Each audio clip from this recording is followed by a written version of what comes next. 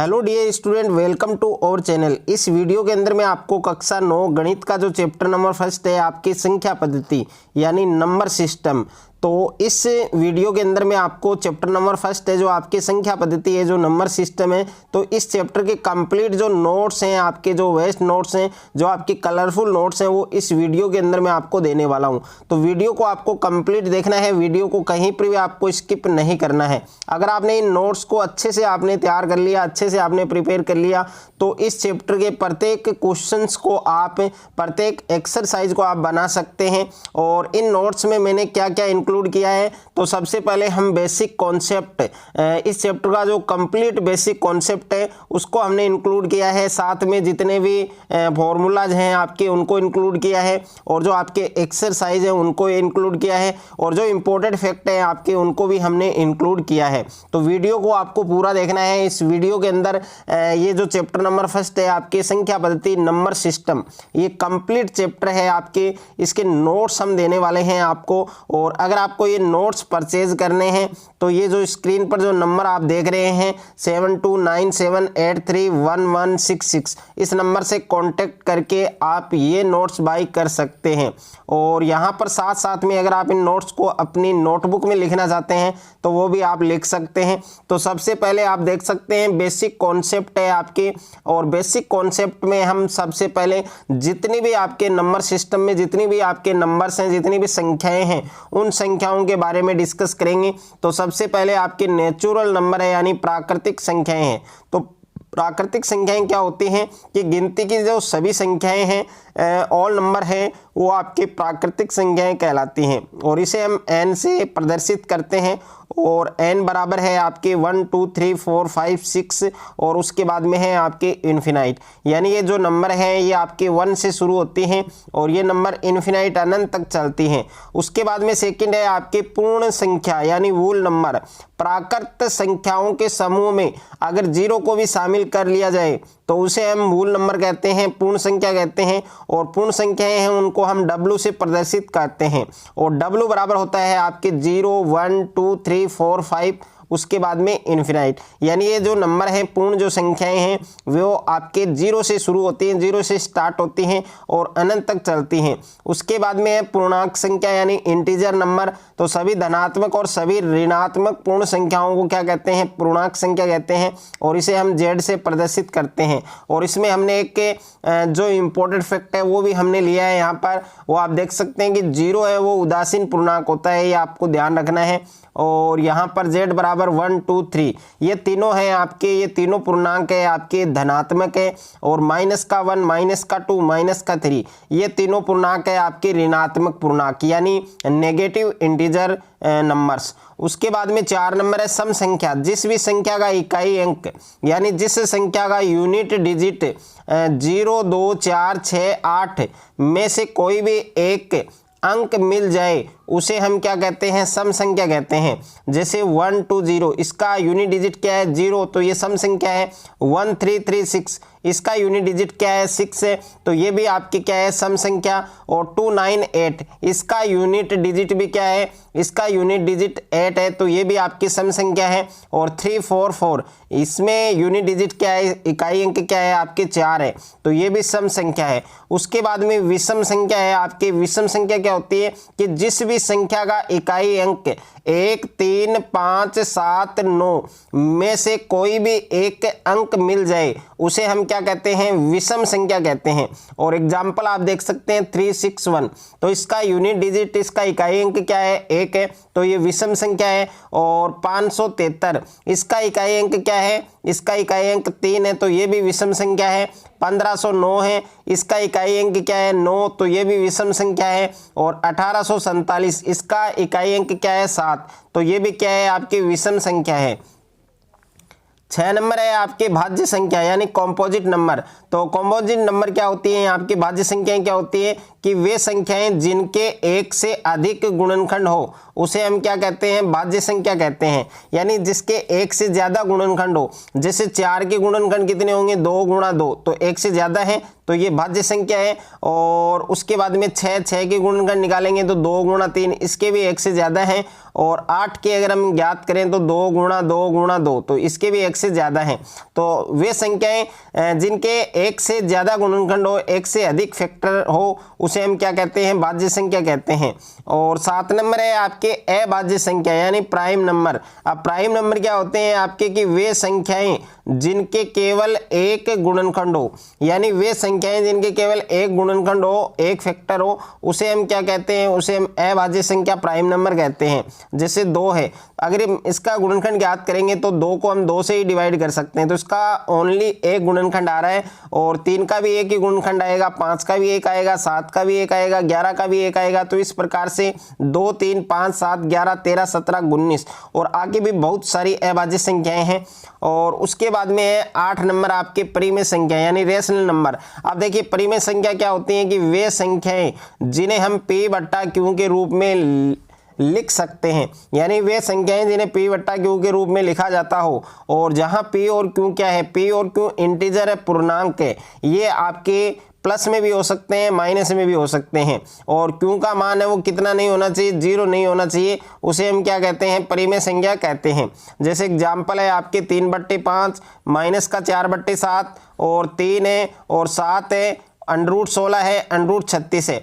यानी √16 और √36 ये परफेक्ट स्क्वायर नंबर है। यानी √16 का वर्गमूल कितना होता है, 4 होता है, और 36 का कितना होता है, 6। लेकिन कुछ ऐसे नंबर होते हैं √, में जिनका वर्गमूल नहीं होता है, जो नॉन परफेक्ट स्क्वायर नंबर होते हैं, जैसे √5 है, तो इसका वर्गमूल नहीं होता है, तो ये अपरिमेय संख्याओं में इंक्लूड होगी। उसके बाद में है अपरिमेय संख्या यानी इरेशनल नंबर। अब अपरिमेय संख्या क्या होती है, कि वे संख्याएं जिन्हें P/Q के रूप में नहीं लिखा जाता हो, वे संख्याएं जिन्हें P/Q के रूप में नहीं लिखा जाता हो, उसे हम क्या कहते हैं, अपरिमेय संख्या कहते हैं। एग्जाम्पल आप देख सकते हैं, √3 है, √2 है, √5 है, √7 है, 3 √2 है, 2 √5 है। तो ये सभी संख्याएं क्या हैं, ये सभी संख्याएं प्यारे बच्चों आपके अपरिमेय संख्याएं हैं। और यहाँ पर एक इंपॉर्टेंट फैक्ट है कि पाई है वो एक अपरिमेय संख्याएं हैं। काफी बार एग्जाम में पूछी जाती है कि पाई कौन सी संख्या है, तो पाई है वो एक अपरिमेय संख्या है। उसके बाद में है वास्तविक संख्या। वास्तविक संख्या क्या होती है, आपके रियल नंबर क्या होते हैं, कि ऊपर दी गई जिन संख्याओं का हमने अध्ययन किया है, यानी ऊपर जितनी भी संख्याओं को हमने पढ़ा है, प्राकृतिक संख्याएं, पूर्ण संख्याएं, आपके पूर्णांक संख्याएं, सम संख्या, विषम संख्या, अभाज्य संख्या, भाज्य संख्या, परिमेय संख्या, अपरिमेय संख्या, तो जितनी भी संख्याओं का हमने ऊपर अध्ययन किया है, उन सभी संख्याओं को हम क्या कहते हैं, रियल नंबर कहते हैं, वास्तविक संख्या कहते हैं। उसके बाद में है अभाज्य संख्या यानी को प्राइम नंबर।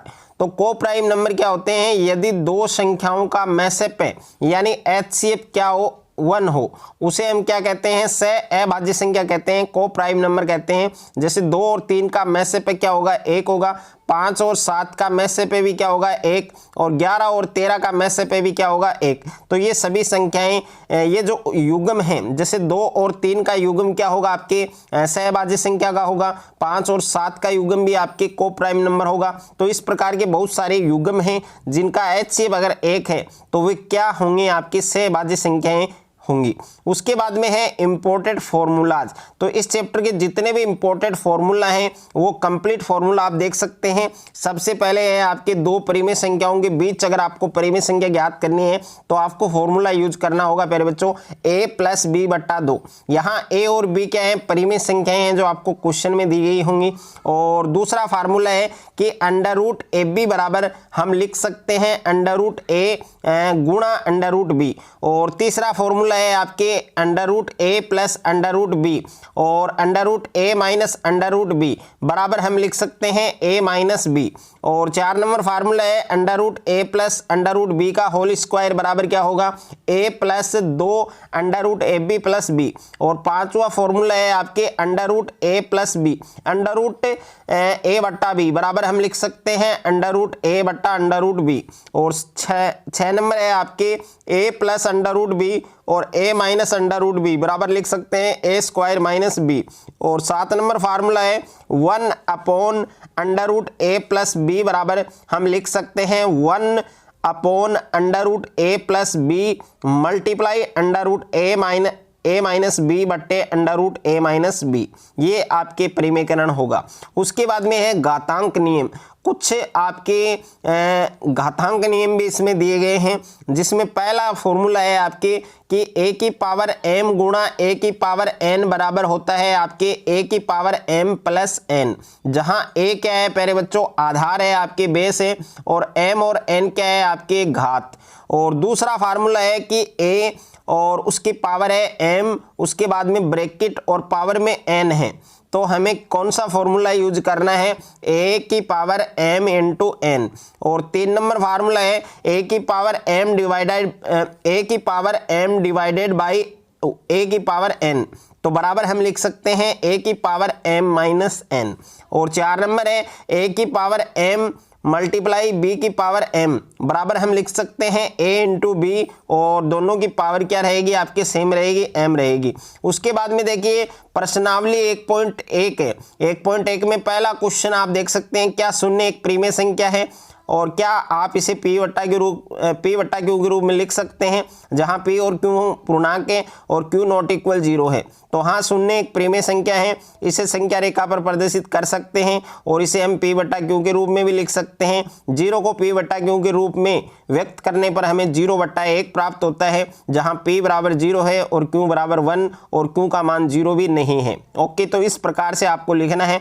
दूसरा क्वेश्चन आप देख सकते हैं, 3 और 4 के बीच में आपको 6 प्रीमेय संख्याएं ज्ञात करनी है, तो इस प्रकार से आप ज्ञात कर सकते हैं। बहुत ही शानदार तरीके से मैंने इन क्वेश्चंस को हल किया है और आराम से आप समझ सकते हैं। और इसमें जो एक्सरसाइज है और जितने भी एग्जाम्पल्स हैं, सारे एग्जाम्पल्स आप आराम से बना सकते हैं।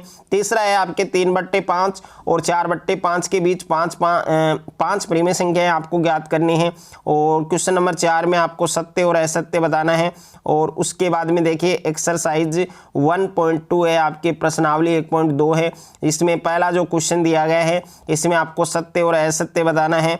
और उसके बाद में सेकंड क्वेश्चन है, क्या सभी धनात्मक पूर्णांकों के वर्गमूल अप्रीमेय होते हैं, यदि नहीं तो एक ऐसी संख्या के वर्गमूल का उदाहरण दीजिए जो एक प्रीमेय संख्या है। ओके, तो इसमें मैंने अप्रीमेय और प्रीमेय संख्याओं का उदाहरण दिया है, तो ये भी आप समझ सकते हैं। तीसरा है कि आपको सिद्ध करना है, दिखाना है, आपको प्रूफ करना है कि संख्या रेखा पर अंडर रूट 5 है, उसको किस प्रकार हम निरूपित कर सकते हैं। तो यहाँ पर जो समकोण त्रिभुज बनाकर आपको ये पाइथागोरस प्रमेय लगाकर आपको ये सिद्ध करना है। उसके बाद में एक्सरसाइज 1.3 है आपके, प्रश्नावली 1.3 है, जिसमें पहला क्वेश्चन है आपके निम्नलिखित भिन्नों को दशमलव रूप में आपको लिखना है, यानी डेसिमल में लिखना है आपको, और प्रत्येक का दशमलव वर्षार है वो भी आपको बताना है। तो यहाँ पर पहला है 36/100, इसको हमने क्या किया है, 100 को हमने 36 से डिवाइड किया है, तो ये आएगा 0.36 जो आपके शांत है। ओके, यानी टर्मिनेटिंग है।